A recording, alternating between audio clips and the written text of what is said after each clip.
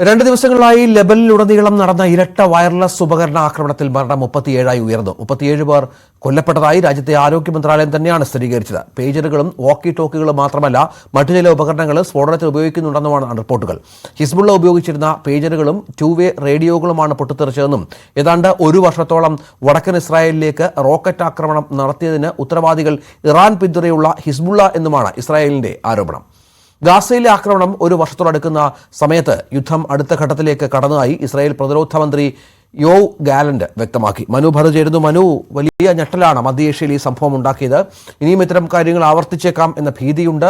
വല്ലാത്ത അവസ്ഥയുണ്ട് ലെബനൻ പ്രദേശങ്ങളിൽ. എന്തൊക്കെയാണ് മറ്റു വിവരങ്ങൾ? ഒരു കനത്ത തിരിച്ചടി ലെബനനിലെ ഹിസ്ബുള്ളയ്ക്ക് നൽകും എന്ന പ്രഖ്യാപനം തന്നെയാണ് ഇസ്രായേൽ നടത്തുന്നത്. 1 വർഷത്തോളം ഈ ഗാസ യുദ്ധം കടക്കുന്നൊരു സാഹചര്യത്തിൽ പുതിയ ഒരു തലത്തിലേക്ക് തങ്ങളുടെ ആക്രമണം വ്യാപിക്കുകയാണ് എന്ന് ഇസ്രായേൽ വ്യക്തമാക്കുന്നു. ഇതോടൊപ്പം തന്നെ ഈ ലെബനനിൽ നിന്ന് നിരന്തരം ഇസ്രായേലിന് നേരെ ആക്രമണം ഉണ്ടായിരുന്നു. അതിന് ശക്തമായ തിരിച്ചടി ഉണ്ടാകും എന്ന് വ്യക്തമാക്കുന്നു. ഇതിലിപ്പോൾ ഈ വയർലെസ് സെറ്റുകൾ മാത്രമല്ല, റേഡിയോകളും ലാപ്ടോപ്പുകളും സോളാർ പവർ പാനലുകൾ വരെ പൊട്ടിത്തെറിച്ചു എന്നുള്ള വിവരങ്ങൾ പുറത്തു വരുന്നുണ്ട്. ഏതായാലും 25 പേരാണ് ഈ 2ാം ഘട്ടത്തിൽ നടന്ന പൊട്ടിത്തെറിയിൽ മരിച്ചത് എന്നാണ് ഇപ്പോൾ വ്യക്തമാകുന്നത്. നേരത്തെ പേജറുകൾ പൊട്ടിത്തെറിച്ച് 12 പേർ ആണ് മരിച്ചത്. ഒപ്പം ഈ പരിക്കേറ്റവരുടെ എണ്ണവും കുറവല്ല, അത് 4000-ഓട് അടുക്കുന്നു എന്നാണ് വിവരം. ഇറാൻ സ്ഥാനപതിക്കും ഈ സ്ഫോടനത്തിൽ പരിക്കേറ്റിട്ടുണ്ട്. പുതിയ പോർമുഖം തുറക്കുന്നു എന്നാണ് ഇസ്രായേലിൻ്റെ പ്രതിരോധ മന്ത്രി യോവ് ഗാലന്റ് വ്യക്തമാക്കുന്നത്. അപ്പോൾ വരുന്ന ദിവസങ്ങളിൽ കൂടുതൽ ശക്തമായ ആക്രമണങ്ങൾ ഉണ്ടാകും, നിശ്ചയദാർഢ്യം വേണം എന്നാണ് അദ്ദേഹം അവകാശപ്പെടുന്നത്. അതേസമയം ഇതിന് തിരിച്ചടി ഉണ്ടാകും എന്ന് ഹിസ്ബുള്ളയും വ്യക്തമാക്കുന്നുണ്ട്.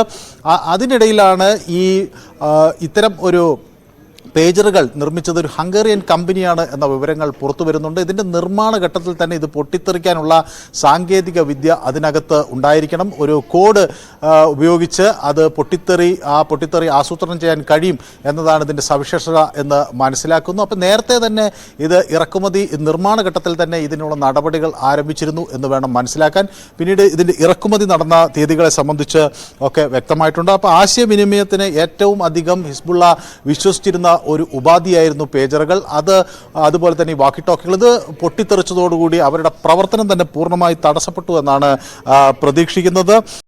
ഏതായാലും ഇത് സംബന്ധിച്ചുള്ള ഒരു അമേരിക്കൻ പ്രതികരണം എല്ലാവരും വലിയ തോതിൽ ഉറ്റുനോക്കുകയാണ്. അമേരിക്ക ഇപ്പോൾ യുദ്ധം അല്ലെങ്കിൽ ഈ സംഘർഷം അവസാനിപ്പിക്കാനുള്ള എല്ലാ ശ്രമങ്ങളും തുടരും എന്നതിനപ്പുറത്തേക്ക് പ്രത്യേകിച്ച് ഒന്നും പറഞ്ഞിട്ടില്ല. പരിക്കേറ്റവരെ ഈ ബിക്ക താഴ്വരയിലുള്ള ആശുപത്രികളിലേക്ക് പ്രവേശിപ്പിച്ചിരിക്കുന്നു എന്നാണ് വിവരം. ഈ സംഘർഷം ഇനി എങ്ങനെ ഏത് രൂപത്തിലേക്ക് നീളും എന്നതിനെ സംബന്ധിച്ചുള്ള ആശങ്കകൾ അന്താരാഷ്ട്ര തലത്തിൽ വലിയ തോതിൽ ചർച്ചയാവുകയാണ്. രഞ്ജിത്ത്, മനു ഭരതാണ്.